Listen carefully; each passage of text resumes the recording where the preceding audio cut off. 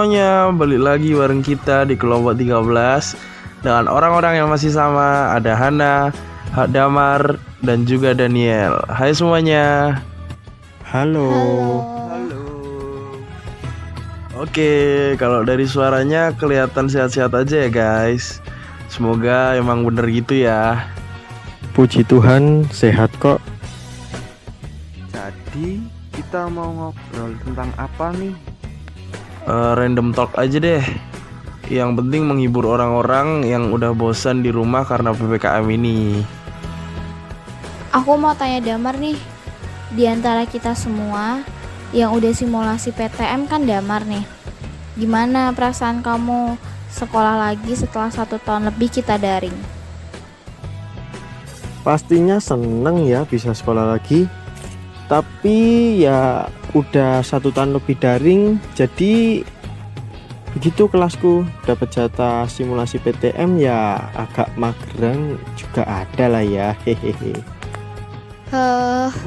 Zaman sekarang ya dikit-dikit bawaannya mager mulu. Padahal di usia kita kayak gini tuh harusnya kita lebih produktif lagi. Yaps, bener Han.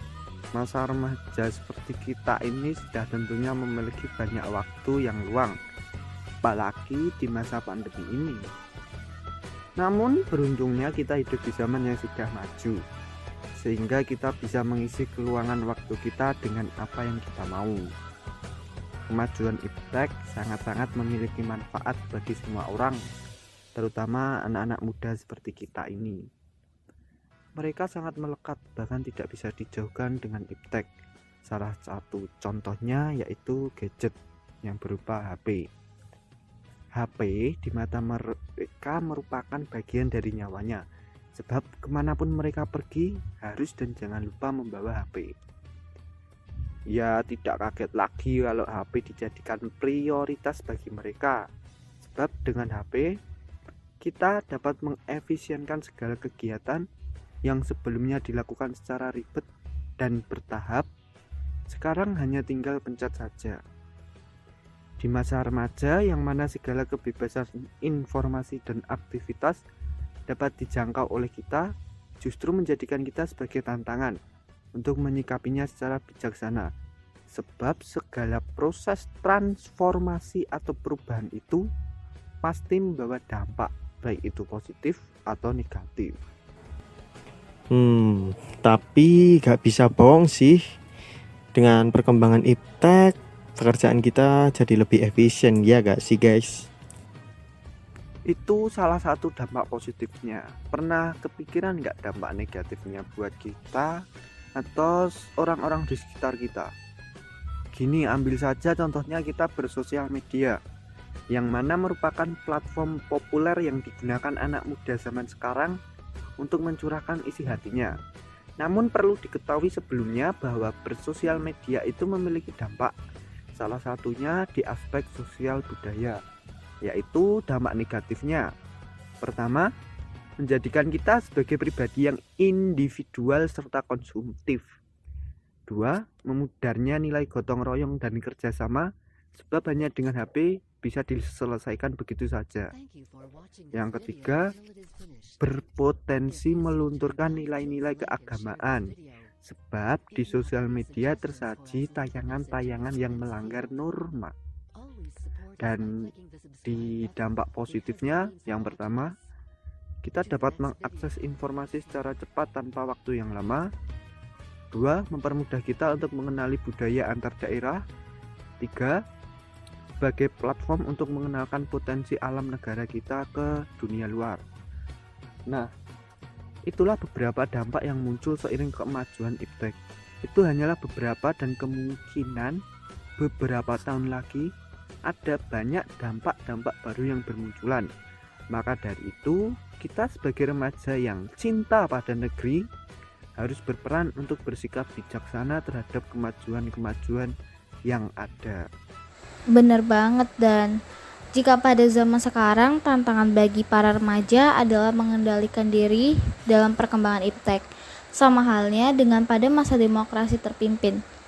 Bangsa Indonesia juga mengalami masa sulit.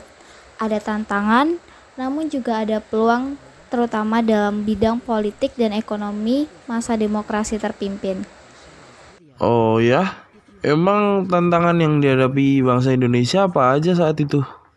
Tantangannya adalah yang pertama, penyimpangan politik Indonesia bebas aktif, di mana pada saat itu Indonesia keluar dari PBB yang disebabkan karena diterimanya Malaysia sebagai anggota Dewan Keamanan Tidak Tetap PBB.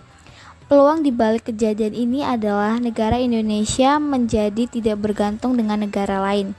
Yang kedua adalah konfrontasi dengan Malaysia. Presiden Soekarno menganggap bahwa Federasi Malaysia merupakan proyek neokolonialisme imperialisme Inggris yang sangat membahayakan revolusi Indonesia. Adapun peluang di balik kejadian ini adalah dikeluarkannya Dwi Korah dan slogan Ganyang Malaysia. Yang ketiga mengenai pembebasan Irian Barat. Setahun setelah KMB, Irian Barat tetap dikuasai oleh pihak Belanda. Jalur diplomasi yang ditempuh Indonesia untuk menyelesaikan masalah ini tidak berhasil, hingga akhirnya memunculkan peluang dikeluarkannya Trikora. Yang keempat adalah G30 SPKI. PKI ingin mengganti ideologi Indonesia menjadi komunis. Peluang dari gerakan ini adalah dikeluarkannya Super Semar.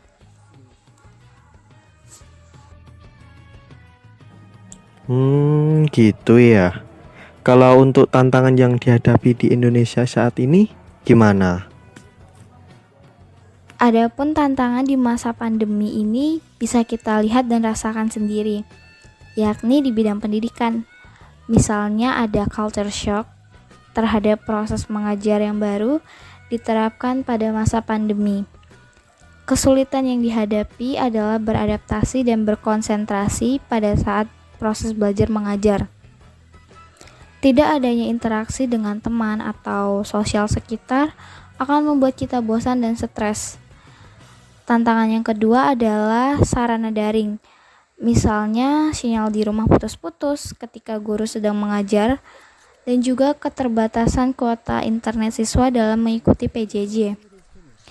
Di balik tantangan yang kita hadapi saat ini, ada peluang bagi kita pelajar. Misalnya dalam penggunaan teknologi yang dapat membantu siswa menjadi kompeten untuk abad ke-21, serta dapat melatih dan menanamkan kebiasaan menjadi pembelajar mandiri melalui berbagai sumber, kelas daring, atau webinar yang diikuti siswa. Nah, bener banget sih. Kemarin itu aku sempat lihat gambar ini di Instagram. Itu tuh kayak bikin semangat. Apalagi captionnya tuh bunyinya kayak gini. The pandemic is not a barrier for teenagers to be a creative. There are many positive things that can be done to become teenagers who play a role in the progress of nation. So, ayo guys, lebih produktif lagi dan jangan malas belajar. Maka dari itu, kita harus bersyukur bisa daring dengan fasilitas yang memadai. Salah satu caranya ya kita harus belajar dengan sungguh-sungguh supaya kita bisa masuk ke perguruan tinggi yang kita mau atau yang kita angan-angankan sebelumnya.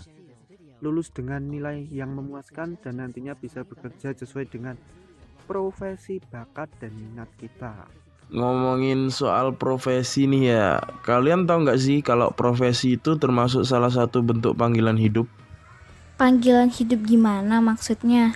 Profesi adalah panggilan hidup. Panggilan hidup adalah melakukan pekerjaan dengan sebaik-baiknya atau setidaknya dengan baik. Dengan sikap itu, kita menggenapi panggilan Tuhan untuk hidup. Apapun yang menjadi pekerjaan kita sekarang, entah kita suka atau tidak, jalani dengan segenap hati. Usahakan dan paksalah diri kita untuk menjalaninya setiap hari dengan pengabdian dan keseriusan. Syukuri pekerjaan apapun itu, karena mungkin sekali pekerjaan kita adalah pemberian dari Tuhan. Jangan takut, Tuhan melihat pengabdian dan niat kita. Jika memang beruntung, suatu hari kelak kita mungkin bisa melakukan pekerjaan yang sesuai dengan bakat dan minat kita. Namun untuk sementara ini, jalani saja apa yang ada dan syukuri. Maka dari itu, selagi kita masih muda, masih banyak waktu kita bisa mencapai profesi yang kita inginkan sesuai dengan bakat dan minat kita. Salah satu hal yang harus persiapkan adalah dengan cara belajar dengan sungguh-sungguh. Dan jangan lupa di setiap usaha perlu disertai doa, karena doa dapat menjadi daya dorong bagi kita untuk memurnikan pola kerja, motivasi, bekerja lebih tekun. Nah, bener banget. Harus bersyukur dengan pekerjaan yang dimiliki saat ini, ya walaupun profesinya tidak sesuai dengan minat dan bakat kita. Apalagi kan di masa pandemi ini susah banget nyari kerja. Yaps, bener banget sih. Kalau mau cari pekerjaan, ya kita harus pandai-pandai dalam membuat surat lamaran pekerjaan. Informasi buat kalian nih ya. Pada saat menulis SLP, pemilihan kata dan penulisan yang benar itu adalah mutlak. Agar si perekrut ini dapat dengan mudah memahami kalimat kita, sehingga peluang kita lebih terbuka lebar.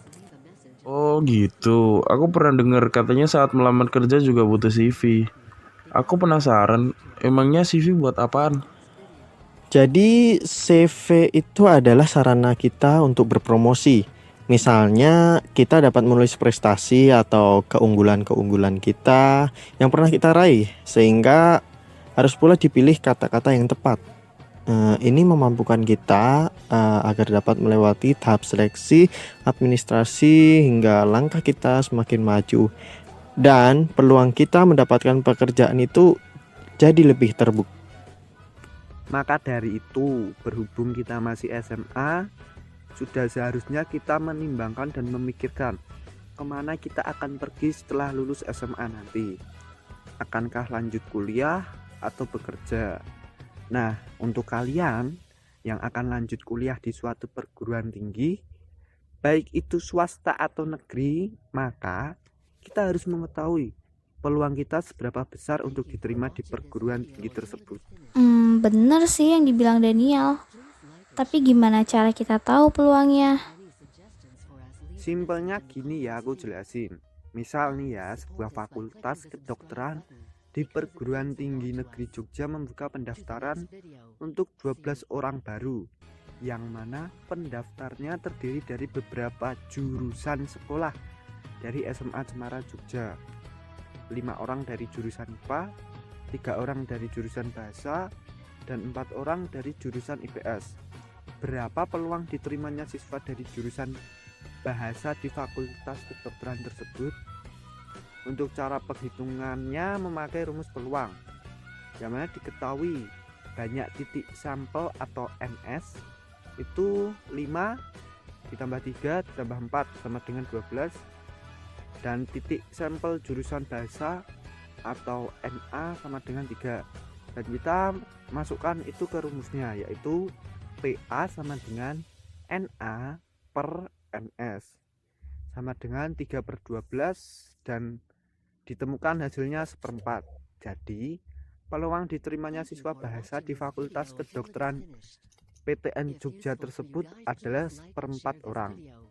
Nah, setelah kalian mengetahui peluang diterimanya, setidaknya dapat mengantisipasi persaingan yang berat, dan kita bisa memilih fakultas yang pelamarnya sedikit sehingga peluang kita diterima besar.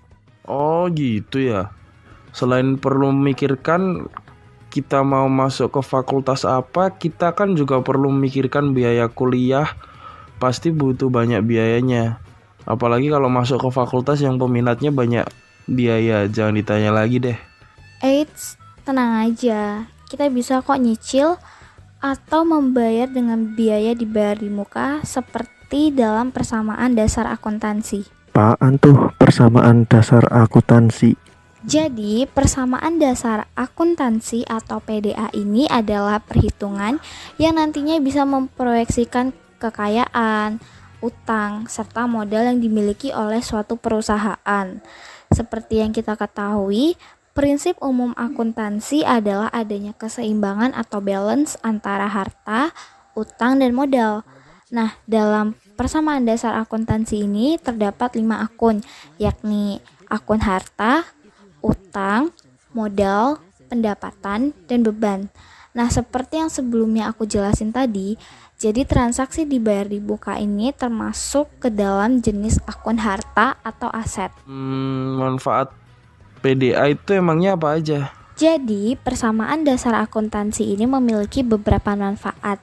Yang pertama adalah sebagai sumber catatan yang nantinya bisa mempermudah proses pencatatan transaksi keuangan. Yang kedua, sebagai sarana untuk memeriksa besarnya saldo yang masuk maupun keluar dari rekening perusahaan. Dan yang ketiga, sebagai sarana koreksi ketepatan antara saldo pada sisi aktiva maupun sisi pasiva. Gitu guys. Oh gitu, thank you deh infonya Han. Gak kerasa ya, kita udah lama ngobrolnya. Semoga pendengar kita nggak bosen ya. Ya udah deh, ntar kelamaan yang ada pada bosen. Oke deh guys, sampai sini dulu podcast kita hari ini. Tetap jaga kesehatan dan tetap semangat belajar juga. Sampai jumpa di podcast selanjutnya. Bye.